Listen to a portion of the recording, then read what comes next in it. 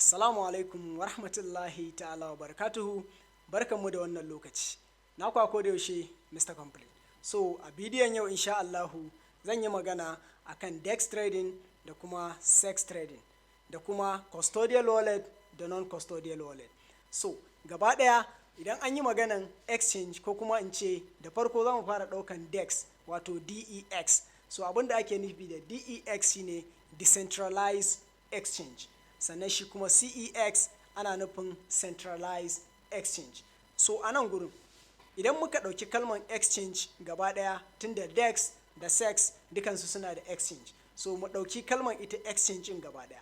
Misali na san idan muka ɗauki kalma ta exchange muna nufin misali zan iya baka naira 30 misali ka bani dankali, ko kuma in baka naira 5 ka bani cingom. Kun ga exchange ne aka yi na mai tsakanin kuɗi da kuma wani good, mun gane ko wani kaya kenan ko wani abu makamancin haka.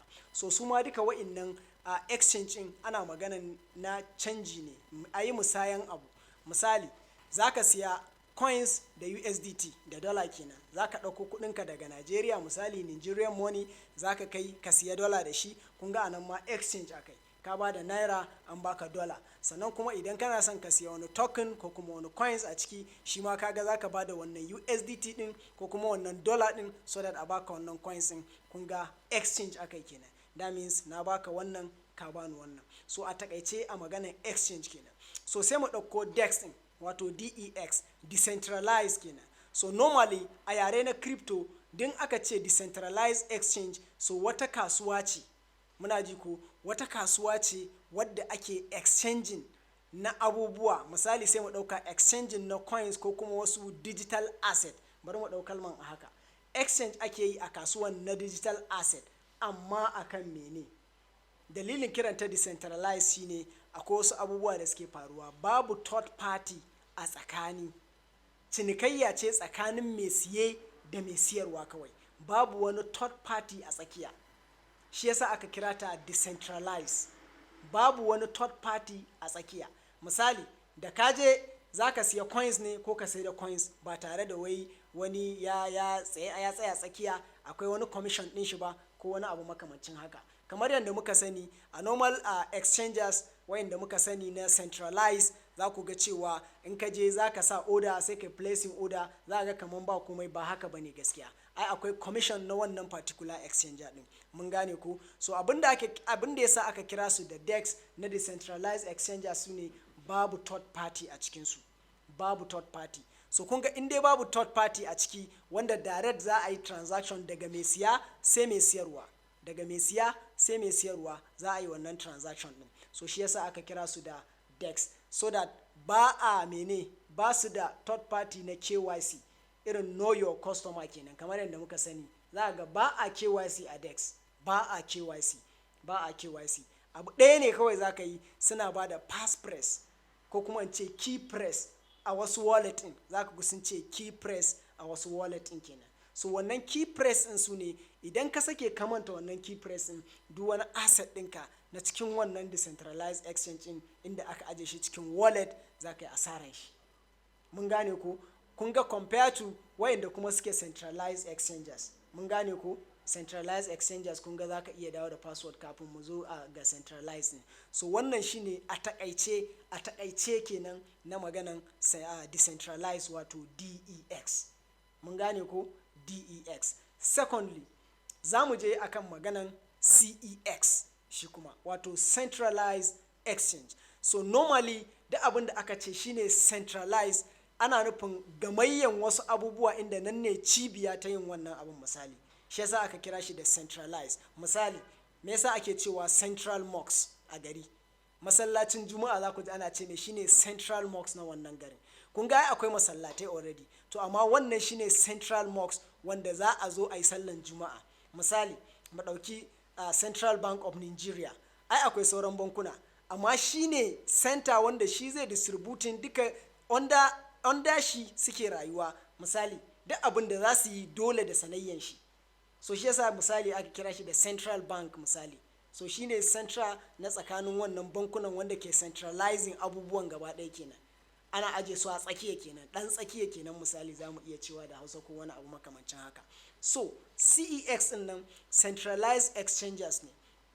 Su kuma centralized exchanges normally za ku ga ana yi musu KYC, abinda ake ce ma know your customer. So kaga yanzu tsakanin ka kai mai siyan coins ko kuma token da mai saidawa, to wa'innan mutanen da suka tsaya a tsakiya kun ga su ne third party kenan. Mun gane ko, kun ga su ne third party, dalilin da yasa aka kira shi da centralized kenan. Akwai wa'inda su middlemen ne a tsakiyar mai siya da mai siyarwa, kun ga ba kaman yadda DEX yake ba.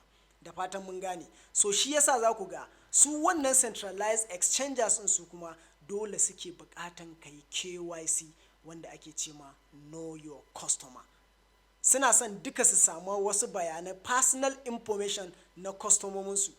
So suna ba da dama idan a ce ka manta password ɗinka ko wani abu makamancin haka, za ka ga za su baka daman da za ka yi forgot password, saboda me, suna da bayananka na sirri.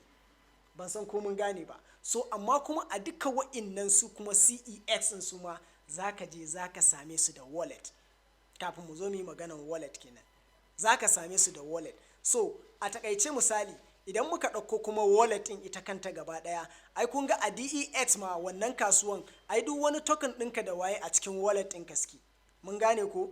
To kun ga a can a DEX idan a ce ka sa coins, ka tura coins, zai shiga cikin wallet ɗinka ne. So idan ya shiga cikin wallet ɗinka, kun ga a DEX iya wannan key press ɗin su ne naka, wanda idan ka manta su kayi asaran wannan abun. To kun ga bambancin da centralized, su kuma already akwai wallet a cikinsu. Saboda idan kuka bude centralized, za ku ga kamar misali in aka ce centralized exchanges, misali sun hada irin da Binance, Bitget, KuCoin, Get.io, MMMXC, so da sauransu misali. Kun ga dukansu centralized exchange ne, amma me, za ku ga akwai wallet, akwai wani interface na wallet a gefe, wanda za ka iya switching daga exchange ɗin ka shiga wallet ɗin. Mun gane ko? So amma kuma still, ko a ce ka manta password ɗinka, kuma akwai wani token ɗinka ko kuma coins ɗinka cikin wallet ɗin, kaga za ka yi amfani da forgot password a centralized ka iya turawa. Za su ce misali ka sa email address ɗinka ko kuma phone number ɗinka wanda ka buɗe lokacin da suka bukata kai sign up da su kenan. Kaga idan ka sa, definitely idan bayanan duka daidai ne, za ka ga za su baka daman ka canza wani sabon password ka iya accessing wallet ɗinka kai amfani da coins ɗinka ko kuma token ɗinka da yake ciki. Mun gane ku. So dalilin da yasa suke karban wannan information din kenan, wanda su san su waye users ɗinsu. Shi yasa ake cewa know your customers. So kun ga wa'innan su ne centralized exchanges kenan. Gaba ɗayan su dukansu ana trading a cikinsu. Ana yi a DEX, sannan ana yi a CEX. Mun gane ku. Ana yi a decentralized exchange, sannan kuma ana yi a centralized exchange, wanda a bidiyon da za mu dinga kawowa duka za mu yi bayanin wa'innan abubuwan. Then secondly, akwai custodial wallets, sannan kuma akwai non-custodial wallets su kuma.